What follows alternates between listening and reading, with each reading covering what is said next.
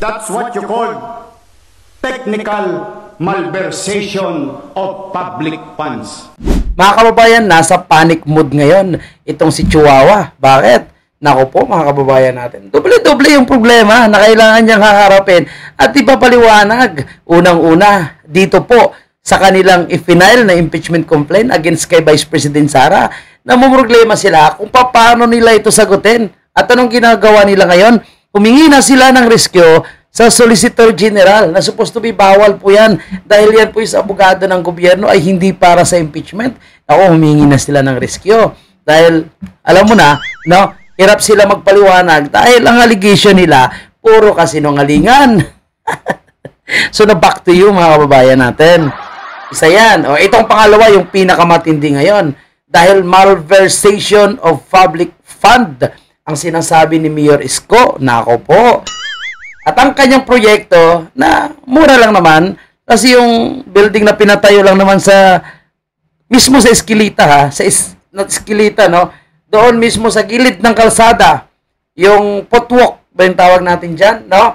Yung footwalk mismo ha, supposed to be lakaran ng mga taong naglalakad dyan sa kanyang distrito, sa barangay 313, abay pinatayuan ng building, mga kababayan natin. Pag titingnan mo sa harap, napakalaki, pero yung sa gilid, napakanipis lang.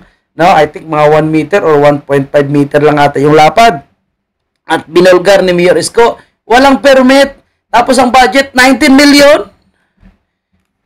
Grabe ka naman, Chihuahua, no? Grabe makapag-akusa itong si Chihuahua, no? Sa confidential fund ni Vice President Sara, dapat may accountability at transparency. Ngayon, ito pa, nag-back to you, Chihuahua, dahil mukhang madadali siya dito.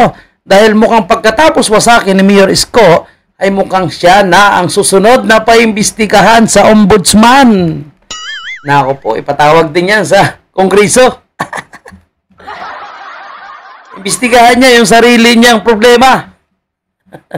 Anyway, mga kababayan natin ha, ito po yung karma. Yung karma dili magsaba. At ito ha, asan na yan? Okay? Pakinggan natin yung birada ni Mayor Isko, mga kababayan natin. Nako po. Talagang iyak po ngayon itong si Chihuahua. Dahil ang inaakala niya na hindi na mananalo na Isko Moreno, abay, hinahanap ng taong bayan. Kaya ang kanyang amo, no, na si Lacuna at ang si Tambaloslos, mukhang madadamay dito, mga kababayan. Damayan na. Saan napunta yung pera? No? Grabe. Parang buong bahay na mansyon na yun. May swimming pool na yan. 19 million. Kung totoo man ha. Kaya dapat imbestigahan ito ni Isko. Okay, play natin muna yung video bago natin ipagpapatuloy ang komento. Iga, ni walang permit. Agoy! Ni walang construction permit. Wow, walang permit, walang construction permit. Gilid pa ng kalsada. Uy, Chihuahua! Back to you. Ni walang building permit. Subukan niyong gawin yan sa harapan ko ngayon. Agoy! Iohoyo ko kayong lahat.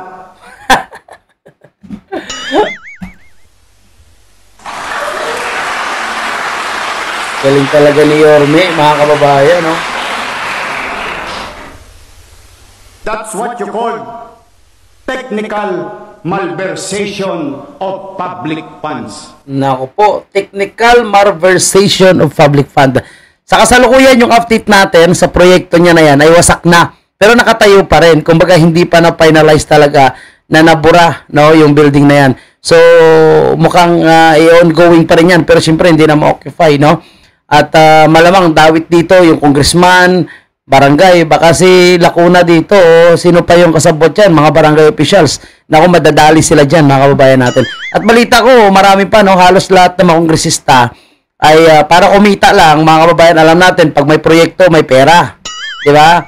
So kahit alanganin, sabi nga ni Mayor Isko, mismo galing sa kanya, walang business permit, walang building permit, walang construction permit, pero pinatayo. Siyempre, si congressman na bahala dyan. O ngayon, isa yan sa pinoproblema ngayon ni Chihuahua, no? Kung paano niya ito malulusutan.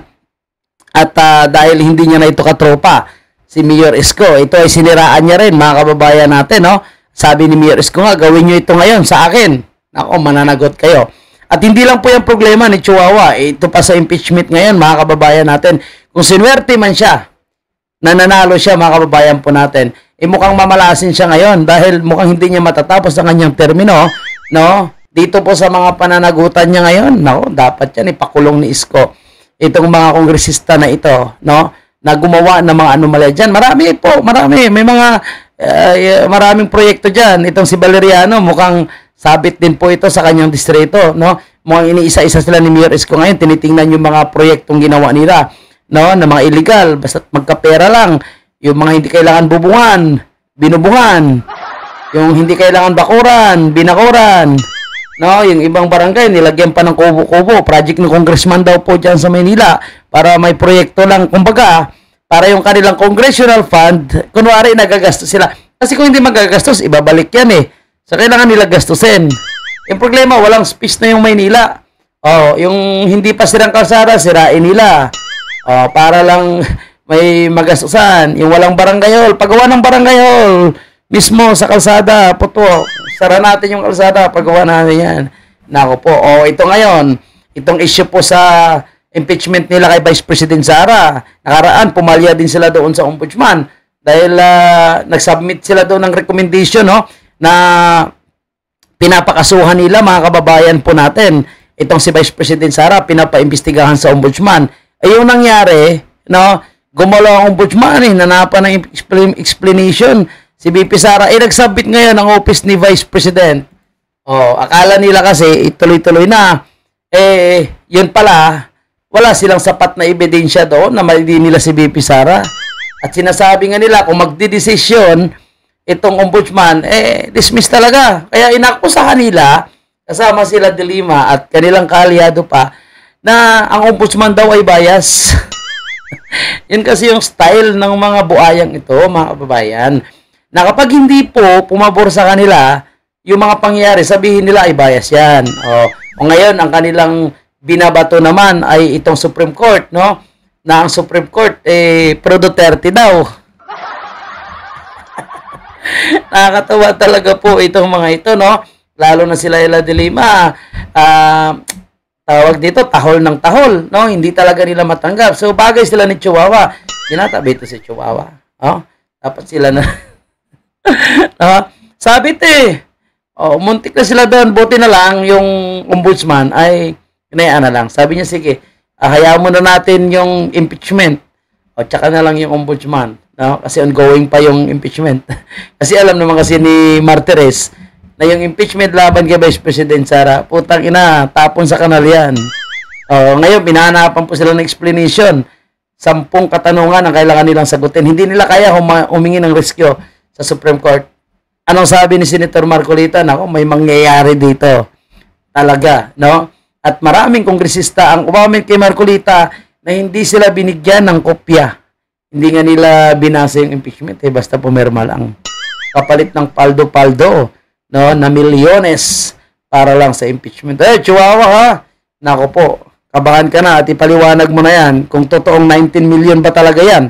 No, hindi tayo nag-aakusa, kundi nagtatanong po tayo, totoo po ba na 19 million ang proyekto na yan? Baka gusto mo magpaliwanag sa taong bayan, particularly po sa distrito mo, siyempre, kay Yorme. Paano mo mauto-uto si Yorme dyan?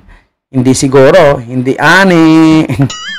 Yan lang po mga kababayan natin, ha. Maraming salamat. At kung kayo po ay may komento, opinion patungkol sa isyong ito, bukas po yung ating comment section. Maraming salamat and God bless mga kababayan.